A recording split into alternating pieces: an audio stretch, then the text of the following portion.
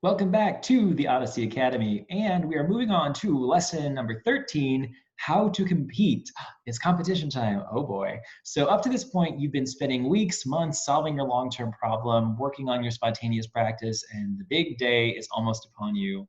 It's almost time for competition.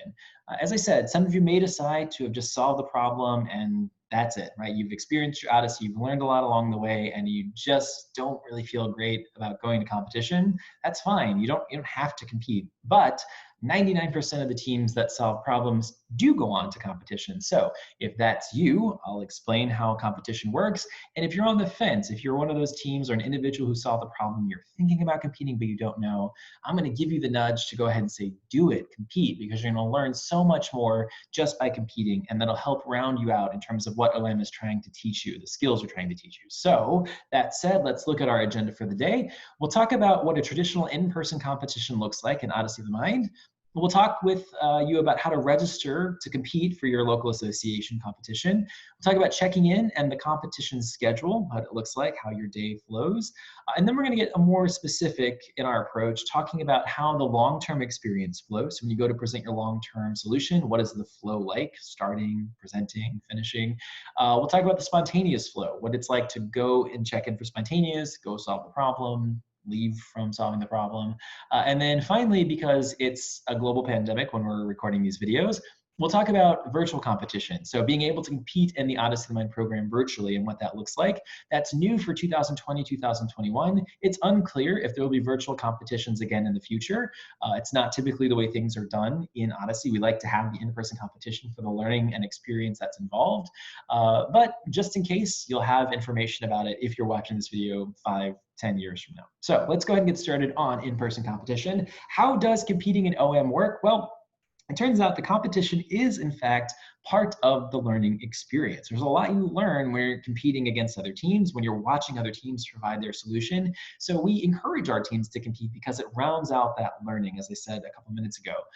Now, you can participate in OM and not compete at a competition. You can solve problems all year long and then not go to the competition. That is totally your decision, but I promise you it's so much more fun if you do. In addition to the competition, there is pin trading, you're meeting friends from different schools, you get to watch all the creative solutions and not just your problem, but also the other problems, different age divisions competing. So it's a really cool experience. So I would encourage you, if you're even on the fence about it, to try and compete because it's just so much fun and really does round out that learning component for participants. In addition to getting to see all the different solutions to long-term problems, associations hold association level tournaments, right? So there are regional tournaments where there are regions where a lot of teams exist. And then if you advance past your region, so you win at your regional level, and we'll talk about what that means, you get to go to your association level tournament, which is typically a state or provincial tournament. And then if you win there at your state or association level, you get the opportunity to represent your state or province, if you're in Canada, at the international world finals level, which is pretty exciting. So that is the culminating experience, this World Finals celebration. It takes place in late May every year, somewhere in the United States. Teams from all around the world convene and celebrate creativity together. It's a pretty magical experience. The last part here is that at competition, you're going to compete in 3 parts. And it turns out it's the 3 parts of OM, right? So you have your long-term component, your style component, and your spontaneous component. Long-term is what you've spent weeks and months solving. We know that style is a part of our long-term. It's the icing on the cake. And then, of course, spontaneous is the surprise problem that you won't know until you actually walk into the room the day of competition. So that is your traditional in-person competition and what it looks like. And we're going to break it down by parts. So what you want to do before you even get to competition, you have to register so that your association knows you're planning to compete, right? If you don't intend to compete, you don't have to do this part. But if you do want to go to competition, you need to go online to the Odyssey of the Mind website listed here, www.odysseyofthemind.com, and then log in under the Teams Members Area section. And when you're in that login area, you will see the option to register for your local competition, right? So that's what you're going to do. Now, I have 2 notes here. One is that oftentimes when you register, you're also asked to provide the name and contact information of a volunteer who can help serve at the competition. Now, what does that mean? They might judge, they might work the merchandise table or the concession stand, whatever the case may be. Remember, Odyssey of the Mind is a volunteer-led organization. So me, everyone that's working, we're all volunteering our time. So in order to make sure we have enough volunteers to judge and to serve in those extra roles to make sure the competition is successful and flows smoothly, we ask teams to provide a volunteer. Now, if you can't provide a volunteer, you've asked everybody you know and they're unavailable, talk to your association director and maybe there's an arrangement that can be made. But it's also important to point out that you don't want that volunteer to be a parent of a student that's competing or a teacher that wants to see a team, because if they're in a volunteer role that doesn't let them see a particular problem or particular solution, then it's unfortunate because they can't leave their post from volunteering to go see a particular team. So this is why we ask typically that we don't have parents or teachers of certain students, if they want to see those students compete, serve as volunteers. Usually we find that aunts, uncles, friends of the family, other teachers in the school that maybe don't have students competing, those people tend to be great volunteers. Or people that know OM as a program, maybe their kids did it, maybe they had friends that did it and they want to be back involved. Those tend to make the best judges because they're familiar with the program, they want to get involved in some way as a volunteer. So just know that when you register, you might be asked for that. Not always. And the other thing I want to point out here is that some associations do charge a nominal fee when you register to compete at their tournament. That's not to try to get money out of you. What that money goes to is paying for the trophies, the school venue that is rented for the day. So those cover the cost of competition. It's pretty low. And again, if cost is a concern of any kind, talk to the association director and probably an arrangement can be made. The goal for Odyssey is to make sure teams get the opportunity to compete, and not having a volunteer or not being able to pay for the registration fee is not the reason that teams will not be allowed to compete, right? All right, so moving on, checking in and the competition schedule. So in the weeks before competition and the day of, certain things happen. So most schedules for competition will be posted to the association website or emailed to the coach of the team or to you specifically a couple weeks prior to the competition. Now, the reason that the schedule is sent early is that this allows you as a team member or your team members to share that information with family and friends who may want to come and watch the team perform. So it turns out the public is more than welcome to and strongly encouraged to come attend and support these young minds as they deliver their creative solutions. Also, important note to point out, bullet point number 3, the schedules are posted as soon as possible. A lot of times we get emails like, when is the schedule coming? When is the schedule coming? But just realize that the volunteers that are putting that schedule together, we have to do it based on the number of volunteers we know will be there that day so we can allocate judges. There's a lot of behind the scenes stuff happening. So just know that as soon as we're able to do our judge training, we know the number of volunteers we have and we can kind of sort them out in the competition, then we'll get the schedule made and out to you as soon as possible. If there's any concerns, say your students have a school dance or another school commitment that's happening maybe that same day of competition, you can email your association director and let them know this in advance.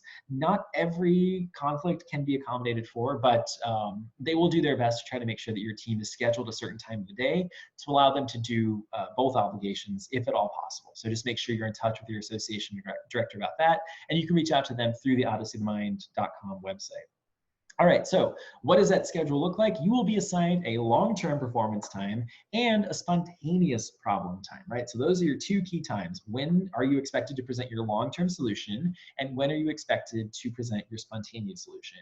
Problem 4, the structure problem, will also have a 3rd time, which is what's called weigh-in. Weigh-in is when you take your balsa structure to a designated area and the judges there will weigh your structure, make sure it meets all the requirements for the structure problem for that year that are outlined in your long-term problem. And then they hold on to that structure, right, until you're ready to compete. Now, why do they do that? Well, it's to make sure that the structure that teams are testing is the same structure that has passed all the inspections, right? So you can't replace it with a heavier structure or a different design structure. Nope, that's the structure that meets the requirements. That's the one that's going to be tested. It's kept in a safe place, don't worry. But just know in terms of the schedule, all teams will get a long-term time and a spontaneous time. And then problem 4 teams will get a weigh-in time where they take their structure to get weighed in and then have it kept for safekeeping.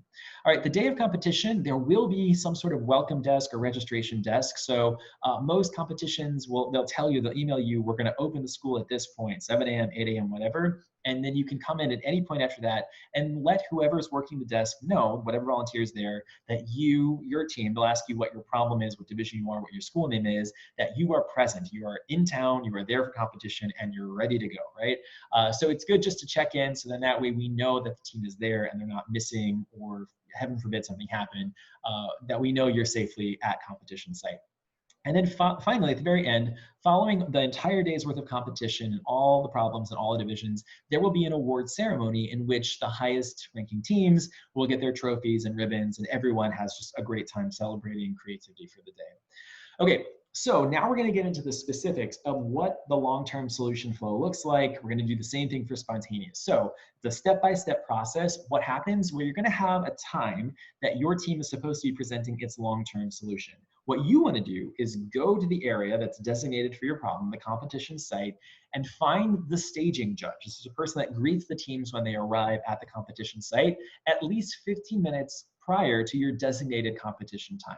So if you're presenting at 10 a.m., you want to be to that staging judge no later than 9:45. So you just want to check in and say, hey, we're the team from Lincoln School and we're here. The staging judge at that point will tell you what to do, right? So just check in with the staging judge at least 15 minutes prior to your scheduled competition time. Now, that's the person, the staging judge, who will collect your paperwork, and they're going to distribute that to all the other judges for you. You don't have to do that. You just give them the packet of paperwork that we talked about in the lesson on paperwork, and they're going to have some questions for you. And these are very basic questions for the team, like, is everybody wearing shoes? Because if you read the program guide, you have to keep your shoes on throughout the performance. Is flash photography okay? Some students can't handle the flash and don't like it, and so if that's not okay, the staging judge will take note of that so that the timekeeper announcer can tell the audience, please don't take flash photography for this team.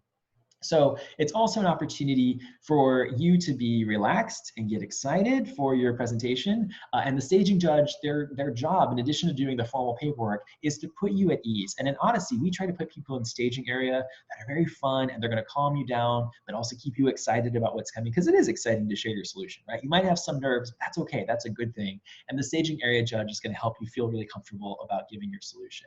All right, so from there, the staging area judge is going to introduce you to another judge, which is the timekeeper announcer. That's the role that I play at World Finals because it's super fun. You get to hang out with the teams, you get to have fun with the audience.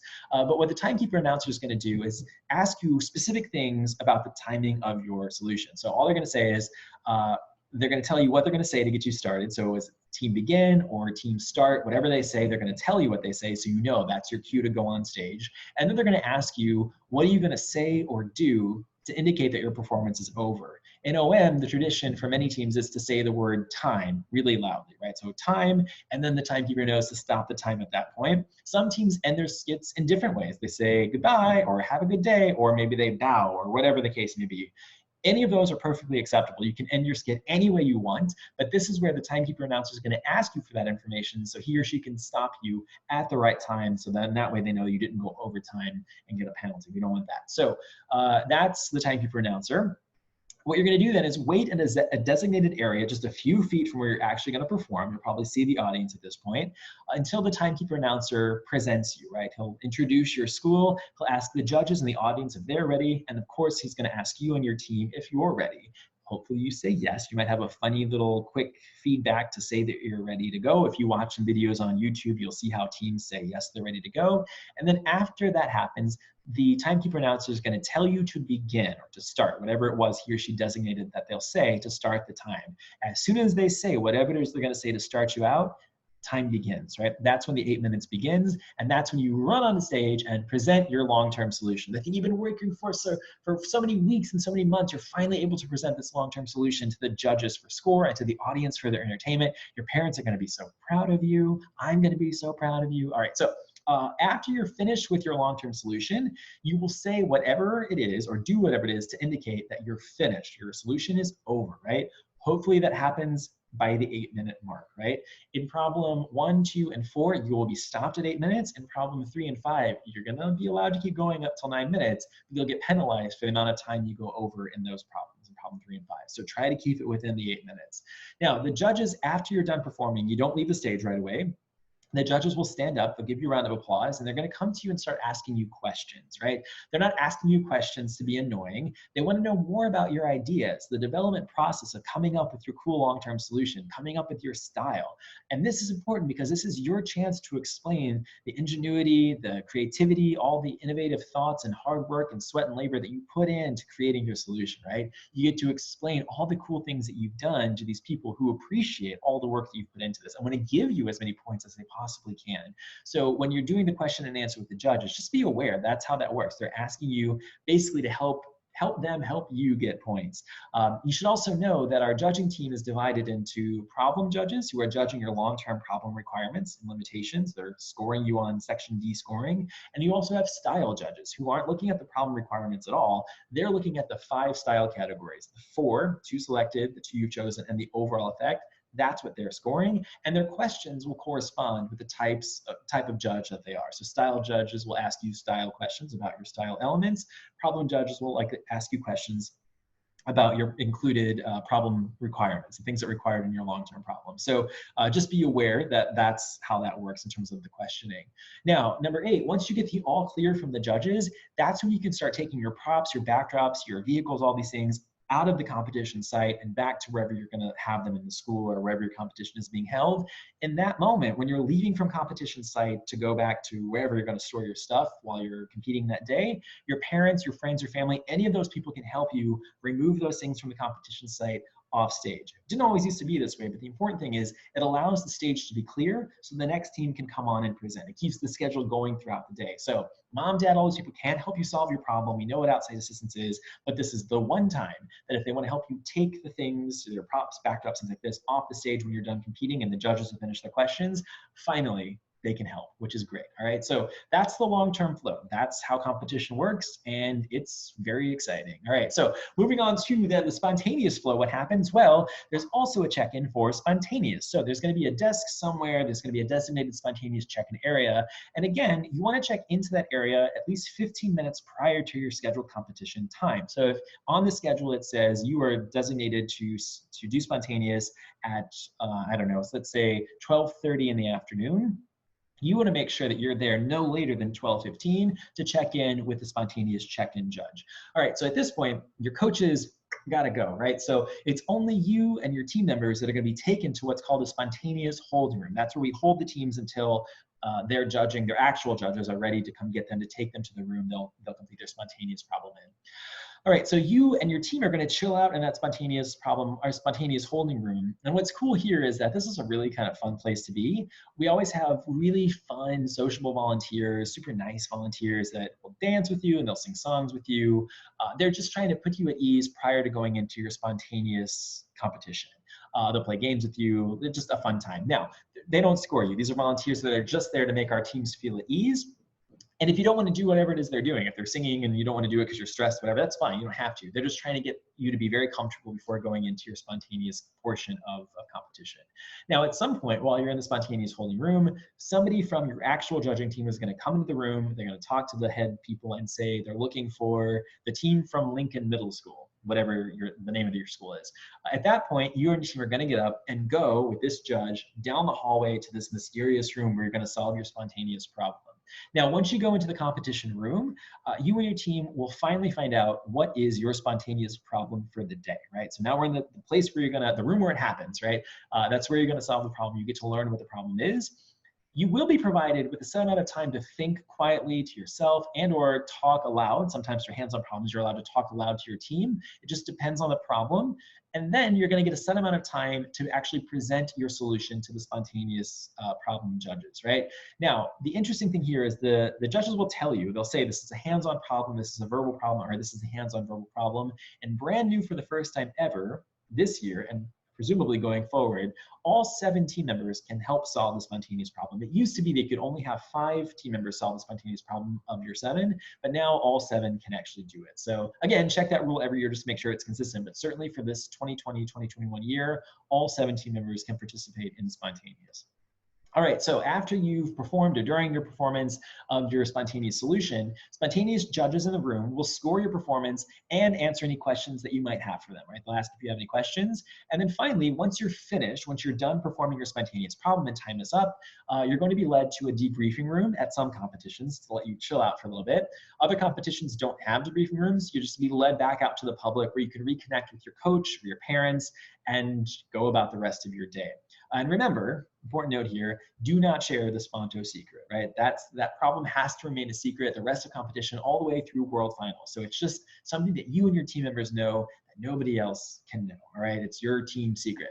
Now, I will point out that there is no order per se to doing long-term first or spontaneous first. Some teams on the schedule will have an earlier long-term time and a later spontaneous time. Other teams might do spontaneous first and then do long-term later in the day. It just depends on how the schedule works out for your competition. So just be aware that that's normal. Sometimes you get long-term first, sometimes you get spontaneous first, but you'll definitely get both long-term and spontaneous. All right, the last thing I'm going to talk about here is what's called the virtual competition. Now, I'm filming this series of videos during a very unfun, I guess I should say, global pandemic. But OM, because it practices what it preaches, has come up with a bunch of solutions to help team members around the world share their solutions. So our World Finals competition last year was held virtually because it was in the middle of a global pandemic. So we wanted to meet in person at Iowa State with teams from around the world, but unfortunately we couldn't for safety and health reasons. So as we're preparing for the 2020-2021 season, we realized we wanted to make sure we provided a virtual option again, just like we did for World Finals successfully this past year, to all of our teams around the US and around the world so that you can do Odyssey of the Mind safely, that's the important part, but still compete, right? To still compete and showcase your solutions, to learn about creativity. Like that was important to Odyssey of the Mind and the Odyssey of the Mind family. So that means that our OM headquarters came up with a solution this year, which allows all teams to compete virtually, right?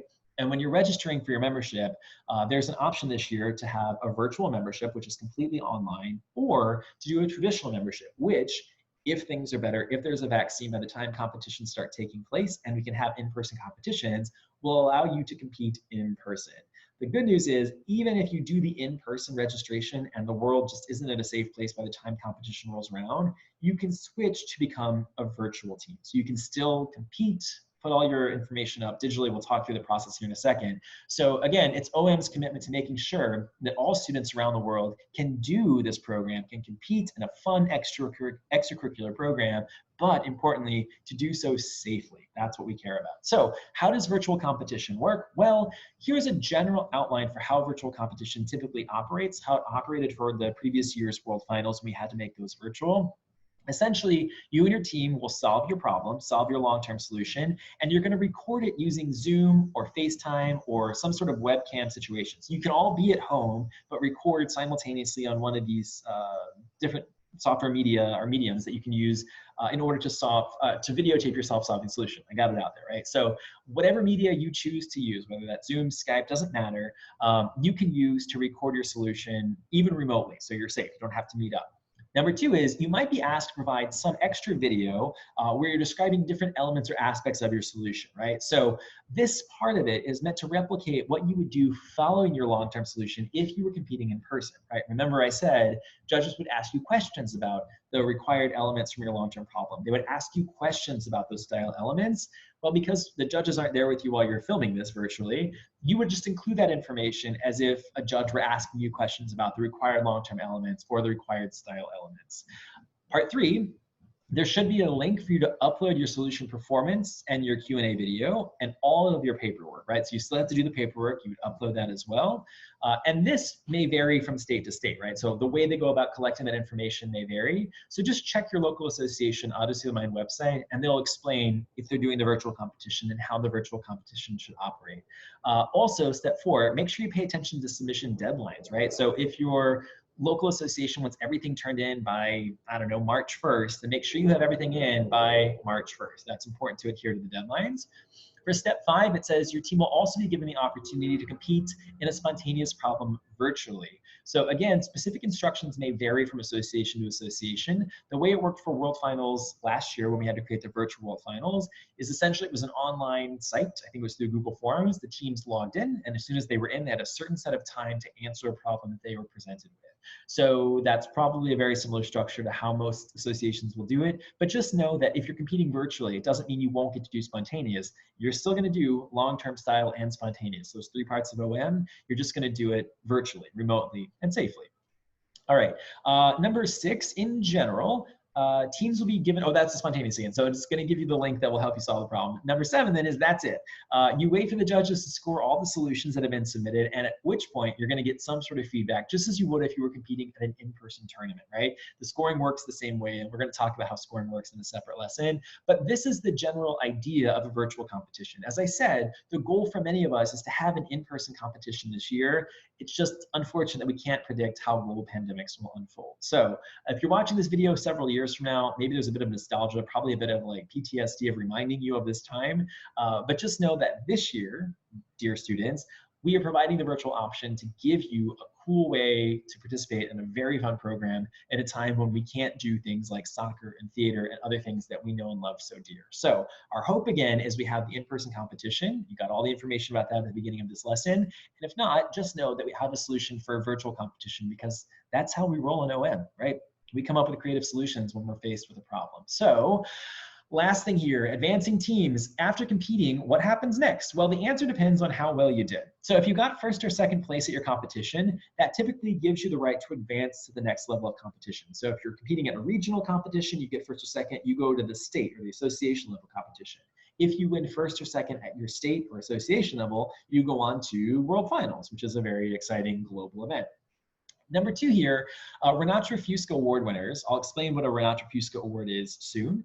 Well, I'll just tell you now. It's a special award for creativity that's given to very few teams for exceptional creativity. And recently, in the past several years, if you win a Renato Fusca Award, even if you don't come in first or second place, maybe you came in 4th place but got a Renato Fusca, you would also get the opportunity to compete at the next level. So Renato Fusca Award winners also get to advance to the next level of competition to reward that exceptional creativity. All right, bullet point number 3, third place teams also get trophies at competition, but they're also asked to hold on to all their solution elements. Why? Sometimes those first and second place teams are unable to advance to the next level of competition due to conflicts or schedules, whatever the case may be. And if that's the case, then the third place team gets to take the place of the second place team, which takes the place of the first place team, right? So that's kind of how it works. So if you win third place, don't be devastated, because there's a possibility you might get to advance to the next level of competition. So hold on to your equipment, hold on to all your props and backdrops and costumes.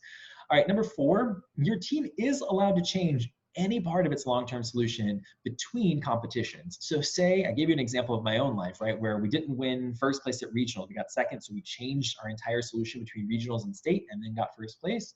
You can do that. You can change anything you want. And a lot of times you can use feedback, right? You know what scored lower than you thought it would based on the judge feedback. We'll talk about judge feedback in the next lesson. So if you scored lower than you thought you would, then that highlights an area that you can work on to improve before the next level of competition. So you are allowed to change elements of your solution between competitions.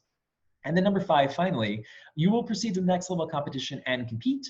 The same advancing rules apply at each level of the competition. So first and second place teams at regionals go on to state, first and second place teams at state go on to world finals, right? So it's the same concept as you go throughout the program, and that's it. So just be aware that you want to make sure that all the rules we're applying here apply to your association. And what I mean by that is that some states have regional competitions and some states don't. Some states just have the state level association competition. They don't have regions like other larger states do. So just go to your association website and make sure you know what competitions are being held, what region you're in, if they do have regional competitions, and when those deadlines are, right? That's super important. Okay, so progress report, how did we do? Question number 1, do you understand how the virtual online competition works? We just talked about it. Number 2, do you understand how in-person competition works? That's the traditional way we normally compete when there's not a global pandemic in Odyssey of the Mind, and hopefully we'll be able to compete again this year, pending a vaccine. And then finally, number 3, do you know that you are registered to compete, right? Have you gone to the Odyssey of the Mind website and indicated that you are planning to compete at your local competition? Make sure that you do that. It puts you on the mailing list so that you get all the emails for the schedule, all that stuff. So just make sure that you have indicated, yes, we are wanting to compete and we are registered to compete at the local level. And of course, once you win and advance to World Finals, even better, I'll see you there. All right, so look at this checklist. We are almost to the end. Specifically, we are to the point of now you know how to register to compete and also what the competition experience is like, what the long-term flow is like, the spontaneous flow is like, and so on and so on. Great. I think we're almost near the end here. Now we just have to understand what those judge scores mean and reflect a little bit on our odysseys. So that's coming up in a future lesson, and I will see you next time.